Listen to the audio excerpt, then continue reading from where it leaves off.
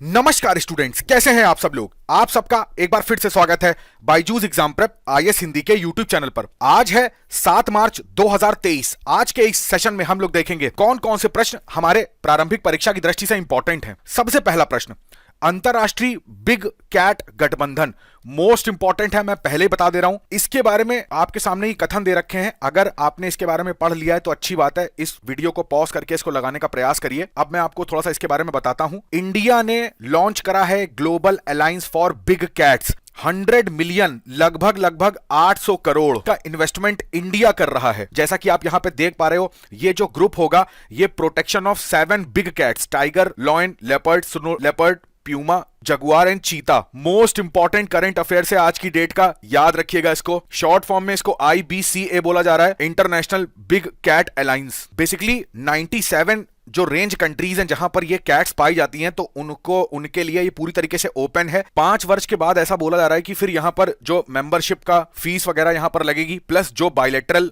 Institutions होते हैं या जो प्राइवेट इंस्टीट्यूशंस होते हैं वो भी इस पूरी संस्था में इन्वेस्टमेंट कर सकते हैं। वापस लौटते हैं अपने प्रश्न पर। दक्षिण अफ्रीका ने बिग कैट की रक्षा के लिए अपने नेतृत्व में एक वृहद वैश्विक गठबंधन स्थापित करने का प्रस्ताव दिया है और $100 मिलियन के गारंटीकृत वित्त पोषण के साथ 5 वर्षों तक समर्थन का आश्वासन दिया है। बिल्कुल गलत, यहां पर भारत होना चाहिए। गठबंधन की सदस्यता 97 रेंज देशों जिसमें इन बिग कैट्स का प्राकृतिक आवास है, साथ ही अन्य इच्छुक राष्ट्र अंतर्राष्ट्रीय संगठनों आदि के लिए खुली होगी। बिल्कुल सही है। IBCA से उम्मीद की जा रही है कि वह पहले 5 वर्षों के बाद सदस्यता शुल्क द्विपक्षीय और बहुपक्षीय संस्थानों तथा निजी क्षेत्र से योगदान के माध्यम से खुद को बनाए रखेगा। यह भी कथन यहां पर सही हो जाएगा। हमसे पूछा गया है कि सही कूट का चयन करना है, केवल एक कथन गलत है, बिल्कुल सही है। केवल 2 कथन ये गलत हो जाएगा, सभी कथन गलत हैं ये भी गलत हो जाएगा, कोई भी कथन गलत नहीं है ऐसा भी गलत हो जाएगा। तो यहां पर ऑप्शन हो जाएगा ए। ध्यान से पढ़िएगा, थोड़ा सा ऑप्शन मैंने ट्विस्ट करके बनाया है। अगला प्रश्न, ग्रेट इंडियन बस्टर्ड। मैं इतनी बार द हिंदू के विश्लेषण में आपसे ये चीज कह चुका हूं, ग्रेट इंडियन बस्टर्ड बहुत ज्यादा चर्चा में है भारत के अंदर। जो भी इसकी IUCN की स्टेटस है, इसका संरक्षण का स्टेटस है भारत के अंदर, साइट्स के अंदर, ये सारी चीजें, इसकी प्रमुख विशेषताएं, ये सब चीजें आपको पता होनी चाहिए। आपके सामने 3 कथन दे रखे हैं, इसको करने का प्रयास करिए। इंडियन एक्सप्रेस में ये आर्टिकल आया है, यहां पर जो सुप्रीम कोर्ट ने रूल्स बोले थे कि भैया अपनी जो हाई ट्रांसमिशन लाइंस है उनको आपको क्या करना है, अंडरग्राउंड बिछाना है। राजस्थान और गुजरात के अंदर उसको पूरी तरीके से यहां पर वॉयलेट करा गया है, इसके रूल्स को नहीं माना गया है। यहां पर जो सेंट्रल इलेक्ट्रिसिटी अथॉरिटी है उसने बोला है कि 33 kV या इससे कम की जो ट्रांसमिशन लाइंस हैं केवल उनको ये अंडरग्राउंड करेंगे, बाकी लाइंस को ये अंडरग्राउंड नहीं करेंगे। और जिनको अंडरग्राउंड नहीं करेंगे तो वहां पर ये फ्लाइट डाइवर्टर्स लगाएंगे, जिससे कि जब भी ग्रेट इंडियन बस्टर्ड इसके सामने आएगा तो यहां पर ये चमकेगा। चमकने से क्या होगा कि एक्चुअली मैं इनको दिखाई तो इतना देता नहीं है ज्यादा अच्छा, तो जब ये चमकेगा ना तो इसके लाइट से ही समझ जाएगा कि कुछ ना कुछ आगे अवरोध है, तो ये अपना जो भी पाथ है उसको चेंज कर लेगा। ग्रेट इंडियन बस्टर्ड दुनिया में उड़ने वाले सबसे भारी पक्षियों में से एक है और ये राजस्थान और गुजरात के कुछ हिस्सों को छोड़कर अपने 90% निवास स्थान से लुप्त हो गया है। बिल्कुल सही कथन है ये। IUCN ने प्रजातियों को गंभीर रूप से संकटाग्रस्त यानी क्रिटिकली इंडेंजर्ड के रूप में वर्गीकृत करा है, एकदम सही है। अप्रैल 2021 में सर्वोच्च न्यायालय ने आदेश दिया था कि राजस्थान गुजरात में कोर और संभावित GIB आवासों में सभी ओवरहेड बिजली पारेषण लाइन को भूमिगत किया जाना चाहिए। बिल्कुल सही है। यहां पर तीनों ही कथन सही हैं। हमसे सही कूट की पहचान करने को बोल रहा था, तो यहां पर ऑप्शन हो जाएगा डी। इसमें लिखा हुआ है कोई भी कथन गलत नहीं है, बड़े ध्यान से ऑप्शन सुनिएगा। स्वामी फंड के बारे में बात हो रही है, निम्नलिखित कथनों में से कौन से सही नहीं है, इस चीज को ध्यान दीजिएगा। ये आपके सामने 4 कथन है, इसको करने का प्रयास करिए। अब देखिए यहां पर स्वामी फंड की बात होती है तो आपको ये पता होना चाहिए, जैसे मान लीजिए कोई भी बिल्डिंग बनती है, ठीक है, तो अब जो बिल्डिंग को बना रहा है ना, मान लीजिए उसके पास पैसे की कमी हो जाती है, या फिर अब उसने एक अपार्टमेंट बनाया, उस अपार्टमेंट में मान लीजिए 20 फ्लैट निकाले। अब 20 फ्लैट में क्या है कि इसके फ्लैट जो है वो बिक नहीं रहे, इसके पास जो फंडिंग है वो आ नहीं रही है। तो जब फंडिंग नहीं आ रही है, इसका जो लोन बैंक से सैंक्शन होना था वो नहीं हो पाया, इसके फ्लैट जो थे वो बिक नहीं पाए, तो इसके पास जब फंडिंग नहीं आती है ना तो क्या करेगा, अब इस इमारत का काम इसने रोक दिया। अब ये इमारत कैसी है, खड़ी हुई है, ठीक है, आधी अधूरी बन के खड़ी हो जाती। तो ऐसी जितनी इमारतें होती हैं रियल एस्टेट की, ठीक है, अब ये भी है यहां पर कि रियल एस्टेट में कॉमर्शियल नहीं होनी चाहिए, ये रेजिडेंशियल होनी चाहिए। तो ऐसी जो इमारतें होती हैं उसके लिए सरकार ने एक फंड निकाला था जिसको बोलते हैं स्वामी फंड, जिसका फुल फॉर्म आप देखोगे special window for affordable and mid income housing. Total यहां पर 25,000 करोड़ रुपए की फंडिंग यहां पर सरकार के द्वारा करी गई थी। फर्स्ट अगर बात करें स्वामी फंड का यूज कहां पर हुआ था, तो यह मुंबई के अंदर रिवाली पार्क, ये भी याद रखिएगा, ये पहली बिल्डिंग थी जिसको कंस्ट्रक्ट करा गया था। अगर इसके प्रबंधन की बात करें कि कौन प्रबंधन देखता है, तो ये SBI का नाम सबने सुना होगा, तो एसबीआई का जो कैपिटल मार्केट है उसकी एक सहायक कंपनी है जिसको बोलते हैं एसबीआई कैप वेंचर्स। ठीक है, उसके द्वारा इसका प्रबंधन करा जाता है। पूरी योजना आती किसके अंडर में है? वित्त मंत्रालय के अंडर में। इस चीज को भी ध्यान रखिएगा। अब वापस अपने प्रश्न को सॉल्व करने का प्रयास करते हैं। यह कोष भारत सरकार के वित्त मंत्रालय द्वारा प्रायोजित है, बिल्कुल सही है। इसका प्रबंधन एलआईसी के द्वारा करा जाता है, ये गलत हो जाएगा। इसका प्रबंधन एसबीआई कैप वेंचर्स के द्वारा किया जाता है। किफायती और मध्यम आय वाले आवास के लिए विशेष विंडो एक सामाजिक प्रभाव कोष है जो विशेष रूप से तनावग्रस्त, यहां पर तनावग्रस्त का मतलब ये नहीं कि कोई टेंशन है इनको, यहां पर तनावग्रस्त स्ट्रेस का मतलब होता है कि आधी अधूरी बिल्डिंग छूट गई, अब वो बन नहीं पा रही है, केवल और केवल उसका रीजन क्या हो सकता है? पैसे। अब पैसे नहीं आए, उसके कई सारे रीजन हो सकते हैं। और रुकी हुई आवासीय परियोजनाओं को पूरा करने के लिए बनाया गया था, एकदम सही है। यह सरकार समर्थित कोष है, 2019 में लॉन्च करा गया था। सेबी के साथ पंजीकृत श्रेणी सेकंड वैकल्पिक निवेश कोष ऋण कोष के रूप में स्थापित किया गया था, यह भी एकदम सही हो जाएगा। तो यहां पर हमसे पूछा गया था गलत कथन, तो इसका ऑप्शन हो जाएगा बी, सशस्त्र बल न्यायाधिकरण, मोस्ट इंपॉर्टेंट। देखो न्यायाधिकरण तो वैसे भी जो अधिकरण होते हैं वो हमारी परीक्षा की दृष्टि से इंपॉर्टेंट होते हैं। आपके सामने ये कथन दे रखे हैं, सही कथन की आपको पहचान करनी है। अब यहां पर जम्मू कश्मीर में कोर्ट मार्शल का केस आया है, तो हमें इस ट्रिब्यूनल के बारे में हमारी परीक्षा की दृष्टि से जानना इंपॉर्टेंट हो जाता है। तो जब भी देखिए आर्म्ड फोर्स ट्रिब्यूनल की बात करते हैं ना, तो इनके ये बनाया कब गया? ये बनाया गया 2009 में, और ये एक अधिनियम के अंतर्गत बनाया गया जिसको बोलते हैं सशस्त्र बल अधिनियम 2007। इतना डिफरेंस याद रखिएगा, बना है 2009 में और किस एक्ट के अंडर में बना है? 2007 एक्ट के अंडर में।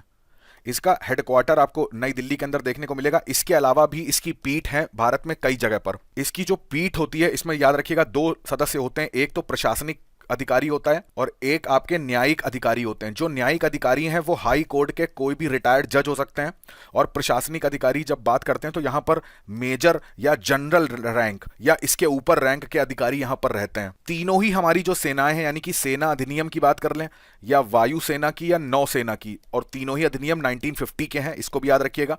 तो ये तीनों ही अधिनियम के अंतर्गत जो भी इसके अंदर हमारे सोल्जर्स रहते हैं या जो भी इनके कर्मचारी रहते हैं, उनकी नियुक्ति के साथ कोई प्रॉब्लम हो, उनकी सेवा शर्तों के साथ कोई प्रॉब्लम हो, उनके कमीशन में कोई प्रॉब्लम हो, तो ये सारे प्रॉब्लम्स का जो डिस्प्यूट होता है वो आर्म्ड फोर्स ट्रिब्यूनल के अंडर में सॉल्व किया जाता है। अब प्रश्न देखते हैं। इसकी स्थापना 2008 में सशस्त्र बल न्यायाधिकरण अधिनियम 2007 के तहत करी गई थी, ये तो एकदम सही है, बट 2008 नहीं है, यहाँ पे क्या है?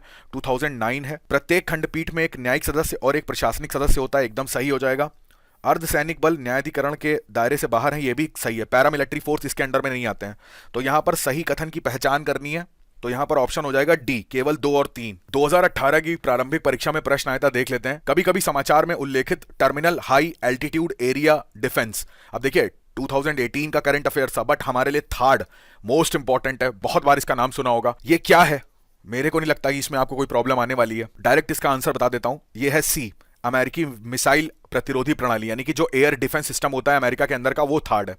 इजराइल में आप देखोगे तो इजराइल में आपको देखने को मिलेगा, आयरन डोम के नाम से भी जानते हैं। तो इसका आंसर क्या हो जाएगा? सी। आज के तथ्य में देखेंगे हम लोग हिंदू रेट ऑफ ग्रोथ के बारे में। देखिए यहां पर हुआ क्या है ना, यहां पर जो हमारे फॉर्मर आरबीआई गवर्नर हैं रघुराम राजन जी, तो उन्होंने ये बोला है कि जो इंडिया है ना वो dangerously close to Hindu rate of growth, जैसा कि आप यहां पर देख पा रहे हो। तो जब उन्होंने ऐसा स्टेटमेंट यहां पर यूज करा ना, तो हमारे लिए ये जानना इंपॉर्टेंट होता है कि what is Hindu rate of growth.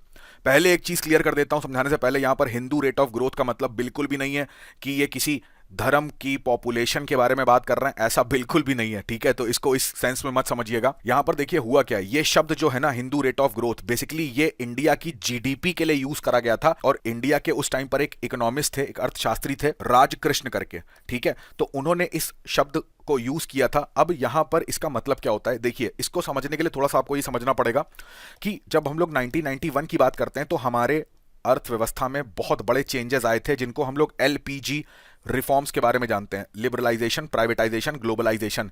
इसके पहले आपको पता है तो अच्छी बात है, नहीं पता तो जान लीजिए, हमारी ग्रोथ रेट जो थी वो 3.5% या 4% हुआ करती थी, जो कि बहुत कम थी। जब एलपीजी रिफॉर्म्स आए उसके बाद हमारी ग्रोथ रेट जो थी वो बढ़ना स्टार्ट हुई। इसी के पहले ऐसा बोला जाता था कि 1991 से पहले हमारे जो भी इकोनॉमी होती थी, जो अर्थव्यवस्था होती थी, उस पर राज्य का बहुत नियंत्रण रहता था। अब यहां पर जैसा प्राइवेटाइजेशन आप देख रहे हो, तो इसका मतलब क्या हुआ कि राज्य ने जो था उसने अपना अपना नियंत्रण धीरे धीरे अर्थव्यवस्था के ऊपर से हटाना स्टार्ट किया, तो जब नियंत्रण हटेगा तब यहाँ पे प्राइवेट इन्वेस्टमेंट भी भारत में आएगा। इतने कड़े नियम जो थे उनको सरल बनाया गया ताकि एफडीआई भारत में आ सके, जो प्राइवेटाइजेशन है, यहाँ के जो बिजनेस हैं, जो प्राइवेट प्लेयर्स हैं, वो भी अपना बिजनेस डाल सकें।